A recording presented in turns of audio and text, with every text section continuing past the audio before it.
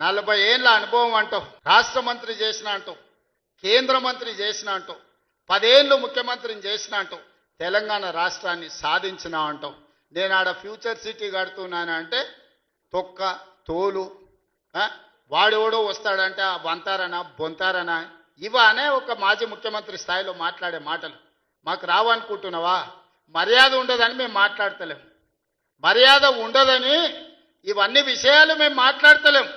కానీ మొదలు పెడితే నువ్వు కాదు కదా నడువుకు రాయి కట్టుకొని ఆడ ఉన్న మల్లన్న సాగర్లో దుంకి చచ్చిపోతావు. మల్లన్న సాగర్ కాకపోతే రంగనాథ సాగర్లో మెడకు తాడేసుకొని ఊరేసుకొని చచ్చిపోతావు. చంద్రశేఖరరావు గారు నన్ను గెలకకు, నేను అన్నీ చూసిన. ఎక్కడి నుంచి వచ్చిన నేను నల్లమల్ల అడవుల నుంచి వచ్చిన, జడ్పీటీసీ గెలిచిన, ఎమ్మెల్సీ గెలిచిన, ఎమ్మెల్యే గెలిచిన, ఎంపీ గెలిచిన, తెలంగాణ రాష్ట్రానికి ముఖ్యమంత్రి అయినా అమాం బాపత్ గాని కాదు. అక్కడి నుంచి వచ్చి అమెరికాలో అంట్లుదోమ వస్తే అయ్యపే చెప్పి మంత్రి అయినోని కాదు. ఊర్లో దుక్కి దున్ని కష్టమంటే తెలిసి రైతుల నుంచి వచ్చినోని రైతు బిడ్డను. నాతోని తమాషాలు చేయకు.